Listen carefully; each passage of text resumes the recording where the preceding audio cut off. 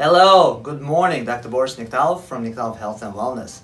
Welcome. So today I'm going to be demonstrating what a herniated disc is all about. Okay, so when people come to me, they want to really avoid one of the things that a lot of people want to avoid is surgery or injections. So one thing that we do is we evaluate people for a herniated disc, and we of course we treat that. And one of the things that we use is called spinal decompression. Before I'm going to go over that, I want to teach you and educate you about anatomy so you can understand what's happening to you.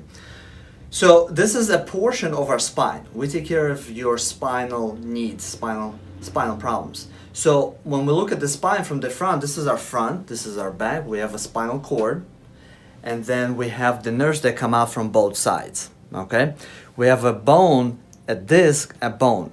Each bone, which is vertebra, separated by a disc so the nerve can come out. Okay, so when we're looking at the spine from the front, our spine should be moving. Why? So we can have range of motion. And from the back, if you can see, we have what's called facet joints in this area. Okay, these facet joints allow these discs to move. The disc itself is 90% fluid. It doesn't have vessels that puts the fluid inside. So how does it get this fluid if it's 90%? From the top of each bone, we have little pores. If you can see it, we have little blood vessels in the bone. Bone is filled with blood. As we have, it's from the top and from the bottom as well. As we have this mobility in the joint, we hydrate the disc. When people bring me an MRI, how do we know if the disc is healthy or if it's diseased? There's a diagnosis called DDD, Degenerative Disc Disease. On MRI, a healthy disc should look white. A sick disc looks black. So what happens is this: when the disc becomes dehydrated or weak because of lack of mobility in the joint, the nucleus pulposus, which is in the middle of the disc, and the fibrous, right, this nucleus starts to go back. That's called bulging of the disc. If it goes too far, it pushes more on the nerve. If you pay attention, this nerve is thin. This is much more thicker because this nerve is normal and this is more inflamed. So depending where it's happening, so if it's happening in your neck and this nerve goes to your arm, people feel a radiating pain, it's usually in the neck. So, or people that say, I have sciatica, it goes down the leg, right? Because the nerve that comes out from the lower back goes down the leg, okay?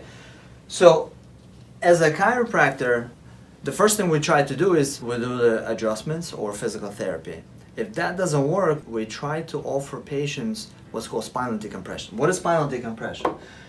Not to mistake with traction. Traction is where you pull and hold. Decompression is where, why we're doing decompression? Because it's already compressed. To decompress is where we pull and release and pull and release. So we're basically creating that pumping motion in the disc that's required for the disc. Why? It's called imbibition. We're trying to pump as much as fluid as possible if there's still life in it. Once we have that mobility, we try to hydrate the disc in order to open up the joint to relieve the nerve pressure. Let me show you what the herniation actually look like. If you look over here, we have a little cut. That's how it begins. So if I'm compressing the disc like this, you can see how that gel comes out. That's nucleus pulposus. That can cause a lot of pain, whether it's going down the arm or in the leg.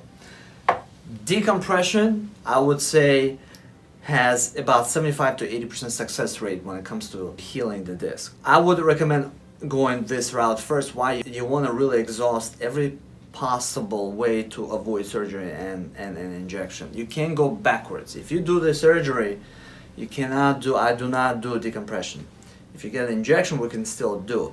But when it comes to injection, what does that do? It numbs the area, it decreases in inflammation. But if you don't address the cause of the facet and the disc, it's gonna come back. Okay, so please visit us at our website for more information, www.nektalovhealth.com. Please visit me and follow me on YouTube Facebook, Instagram, and Twitter. Hope to see you soon. Bye. So click here to watch more of these videos, click here to subscribe, and click here to ding the bell.